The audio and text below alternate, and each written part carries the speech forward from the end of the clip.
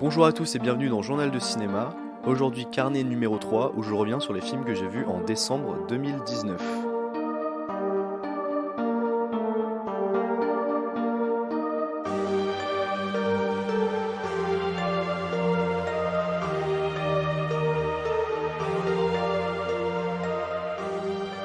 Alors dans ce carnet numéro 3 je vais vous parler de films dont je n'ai pas parlé dans des épisodes dédiés, mais qui selon moi méritaient quand même que l'on parle d'eux dans Journal de cinéma. Et typiquement pour le premier film que je vais évoquer, c'est un film qui aurait vraiment pu avoir son propre épisode, mais malheureusement avec les fêtes, ça a été un peu compliqué de lui trouver une place et du temps pour en parler. Et ce film, c'est nul autre que The Lighthouse de Robert Eggers, avec Willem Dafoe et Robert Pattinson dans les rôles principaux, un film sorti le 18 décembre 2019 et qui nous raconte l'histoire de deux gardiens de phare qui vont devoir lutter contre la solitude et qui peu à peu vont avoir à lutter contre des conditions climatiques très compliquées. Et c'est une œuvre que j'ai trouvée vraiment très intéressante. Premièrement, visuellement, c'est un film qui a été tourné en pellicule 35 mm et en noir et blanc, avec pour objectif de reproduire le ratio Movietone qui date des années 20 et qui a été utilisé notamment pour des films comme L'Aurore de Murnau. Et ça donne vraiment un cachet réussi qui nous plonge directement dans une époque qui n'existe plus, mais aussi qui marque l'isolement et le sentiment de solitude inextricable des personnages. Et réellement, ça faisait longtemps que j'avais pas vu un film qui se démarquait autant en termes de photographie et de cadre. Visuellement, j'ai vraiment trouvé ça bluffant. À savoir également que le film a nécessité la construction d'un phare qui est vraiment fonctionnel, le phare du film. Alors je sais pas si c'était une nécessité absolue, mais je trouve que l'anecdote est marrante. C'est un film qui doit beaucoup également à ces deux acteurs vedettes, qui sont tous les deux très convaincants. Bien que William Dafoe en fasse peut-être un poil trop par moment, ils arrivent à nous faire vivre cette lente descente aux enfers, que vivent donc ces deux gardiens isolés, et ils contribuent grandement à la crédibilité de l'atmosphère, très particulière, qui vraiment intrigue le spectateur. On ne sait pas vraiment là où le film nous emmène et quels sont les secrets finalement de l'île et du phare, tout simplement parce que le personnage de Robert Pattinson, petit à petit, il commence à sombrer vers une espèce de méfiance, un peu une folie. Et j'ai vraiment trouvé l'atmosphère du film réussie personnellement. Après, c'est quand même mieux de pas trop en dire et d'aller voir le film voilà, sans trop en savoir pour garder un peu les surprises, pour ne pas ternir finalement l'atmosphère qui s'installe tout au long du film. Et même si je trouve qu'il y a une prétention un peu mal placée dans le film, c'est-à-dire que le film se voit un peu plus beau que ce qu'il est vraiment, notamment certaines tirades, etc., qui sont pas vraiment utiles et qui sont un peu là pour... c'est un peu de l'esbrouf, ou encore deux, trois trucs qui sont un peu trop surlignés.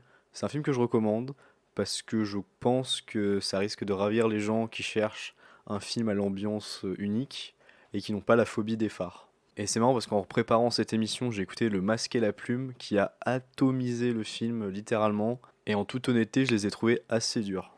Surtout qu'à côté de ça, sur les réseaux sociaux, j'ai trouvé que les retours sur ce film étaient assez positifs. Donc allez vous faire votre avis et puis essayez d'en profiter tant qu'il est encore en salle.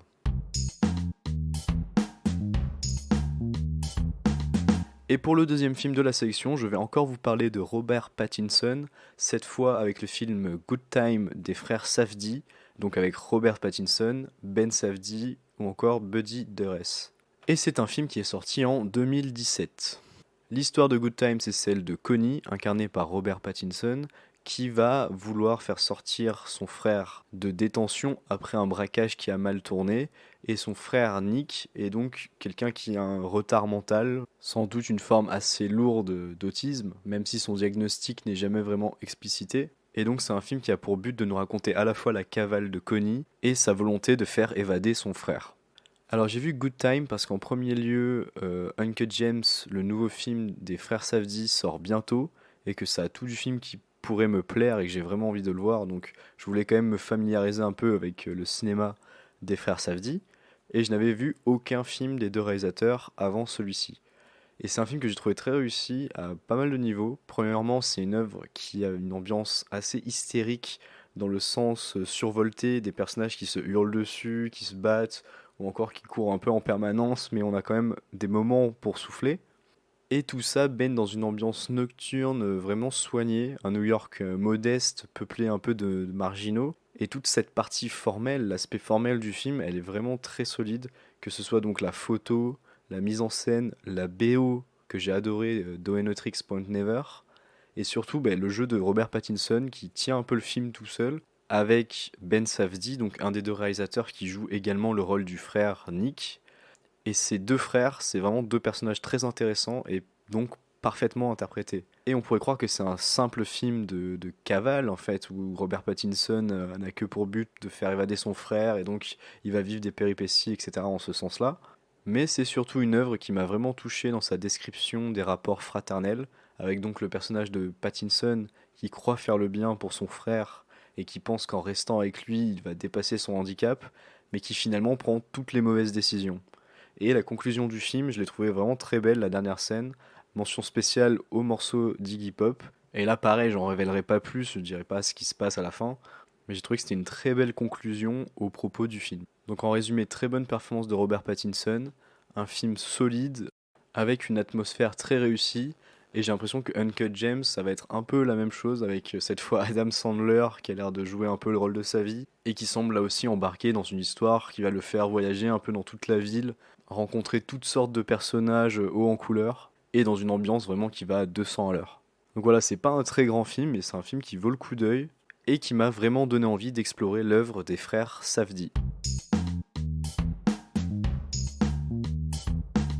Le troisième film dont je voulais vous parler dans ce carnet, c'est nul autre que Midsommar de Ari Aster, avec notamment dans le rôle principal Florence Pugh. Et pour résumer le film, c'est Danny qui, suite à un drame familial assez horrible, va se rendre avec un groupe d'amis et son copain en Suède pour assister aux festivités de Midsommar, donc des festivités d'été. Et évidemment, rien ne va se passer comme prévu. Et Midsommar, c'était un des films que j'avais le plus hâte de rattraper de ceux que j'avais ratés au cinéma en 2019. Et c'est clairement un film qui a été très très loin de remplir mes attentes. J'ai vraiment eu l'impression de voir un faux remake de The Wicker Man, un cultissime film anglais des années 70 avec Christopher Lee, qui a vraiment pour pitch une histoire très similaire à celle de Midsommar, mais sous couvert d'enquête policière. Et sans doute parce que j'ai vu The Wicker Man, j'ai eu l'impression que Midsommar était assez peu surprenant et pas particulièrement dérangeant ou terrifiant. Et surtout, ce qui m'a le plus dérangé, c'est vraiment la fin du film qui traîne en longueur. Le dernier tiers est beaucoup trop long, avec notamment une séquence de banquet qui n'en finit plus. Et j'ai trouvé que justement la durée du film ne sert pas tellement à installer une ambiance, mais qu'elle a peu à peu fini par me sortir en tant que spectateur du film. Et vraiment, je me suis demandé, mais quand est-ce que le film va commencer et quand est-ce qu'il va finir par se passer un truc vraiment intéressant. Et quand en plus j'ai appris que le film avait été réduit par les producteurs et qu'une version de presque 3 heures existait, j'étais frappé par l'incompréhension totale de ce qui pouvait bien y avoir d'intéressant à rajouter dans une œuvre qui dure déjà beaucoup trop longtemps. Et les problèmes de rythme, c'est vraiment un des problèmes majeurs pour moi, ça casse l'ambiance du film. Et au lieu d'avoir peur ou d'être mal à l'aise, on regarde sa montre. Et je me suis aussi vraiment demandé ce qu'avait à faire là, la première scène, toute cette histoire de drame familial, etc., que j'ai trouvé sous-exploitée et vraiment pas si intéressante, à part peut-être voilà juste pour choquer dès le début le spectateur. Mais sinon, j'ai vraiment pas trouvé ça d'une utilité particulière. Pour pas avoir trop l'air de défoncer le film, je dirais quand même qu'il comporte de bonnes séquences, notamment la cérémonie avec les personnes âgées, et que les acteurs s'en sortent correctement. La musique aussi, je l'ai trouvé vraiment pas mal. Et puis finalement, c'est tout. Et Ari Aster, je pense que c'est son excès d'ambition qui a fini par desservir son film. Et à vouloir faire trop long, il s'est un peu tiré une balle dans le pied. Après, j'ai beau été avoir personnellement déçu, le film a rencontré son public, il a eu pas mal de succès. Donc si vous ne l'avez pas vu, vous pouvez quand même tenter votre chance. Moi, je n'ai pas vu par exemple Hérédité, le premier film du réalisateur qui apparemment est excellent. Eh bien, je vais quand même me laisser tenter, même si ce Midsommar aura pas su me convaincre. Et malheureusement, entre Us et Midsommar, les films à tendance horrifique de 2019 n'auront pas su me convaincre.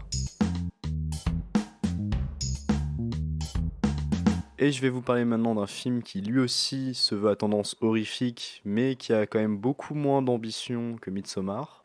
Et ce film, c'est A Quiet Place ou Sans un bruit de John Krasinski, avec lui-même et sa femme Emily Blunt dans le rôle principal. Un film sorti en 2018. Et l'histoire, elle est très simple, c'est une famille qui essaye de survivre dans un monde post-apocalyptique où des créatures qui semblent se guider par le son ont décimé une bonne partie de la planète. Et donc oui, John Krasinski, c'est bien Jim de The Office, et qu'on retrouve ici dans un film d'horreur, un projet complètement à contre-emploi qu'il a d'ailleurs co-scénarisé et coproduit. Et peut-être que certains vont hurler vis-à-vis de ce que j'ai dit sur Midsommar juste avant, mais au rayon des films d'horreur, celui-là je l'ai préféré.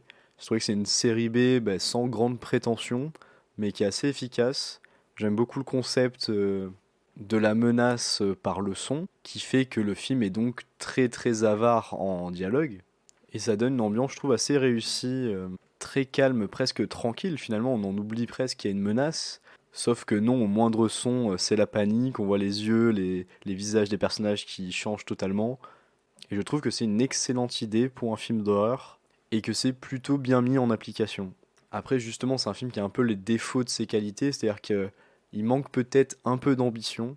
Il y avait peut-être plus à faire encore avec ce concept-là. Et c'est un film qui donc sort jamais vraiment de son cadre de série B sympathique. Après, il faut évidemment être conciliant sur pas mal de choses. La mise en scène assez modeste, on va dire. Les décisions des personnages parfois un peu idiotes, voire complètement ridicules. Mais malgré tout, je trouve que c'est un film qui se suit, qui fait pas plus et pas moins que ce qu'on lui demande. Par contre, je suis pas sûr de l'utilité d'un deuxième opus qui devrait sortir là dans les mois qui viennent. Mais s'il arrive à exploiter finalement le concept de base de manière un peu plus rigoureuse et un peu plus ambitieuse, je pense que ça peut quand même être une bonne surprise. Et donc en résumé, c'est vraiment un film si vous cherchez un bon petit film d'horreur sympathique qui change un peu, qui est un peu original, vous pouvez vous laisser tenter, mais ne vous attendez surtout pas à un chef-d'œuvre du genre. Et pour ce dernier film, on change totalement de registre, même si on reste quand même dans les dernières années. Je ne suis pas allé chercher des films des années 80, 90, 70 pour ces carnets-là, j'en ai pas beaucoup regardé ce mois-ci. Et je vais donc vous parler d'un film que finalement j'attendais pas mal, tout simplement parce que j'aime bien les films qui ont des concepts un peu décalés, un peu étranges. Et donc un film qui enferme Michel Houellebecq et Gérard Depardieu dans un thalasso pendant 1 heure et demie, ça pouvait que m'attirer. Le film, c'est donc Thalasso de Guillaume Niclou, avec, comme je l'ai dit, Michel Houellebecq et Gérard Depardieu. Et donc, c'est un film qui fait un peu sorte de suite officieuse à l'enlèvement de Michel Houellebecq, qui était un film que j'avais complètement regardé au hasard sur Arte et que j'avais trouvé très bon. Vraiment, je vous le conseille, c'est une comédie assez bizarre, avec un Houellebecq qui est très drôle. Et j'ai pas tellement besoin de vous reparler du scénario, tout simplement parce que tout est résumé dans ce que j'ai dit au début. C'est Michel Houellebecq qui fait une thalasso et qui rencontre Gérard Depardieu. Et donc après un enlèvement de Michel Houellebecq qui a été une très belle surprise, je m'étais dit que la formule Niclou plus Houellebecq, cette fois-ci saupoudrée d'une pincée de Gérard Depardieu, ça pouvait être que du pain béni.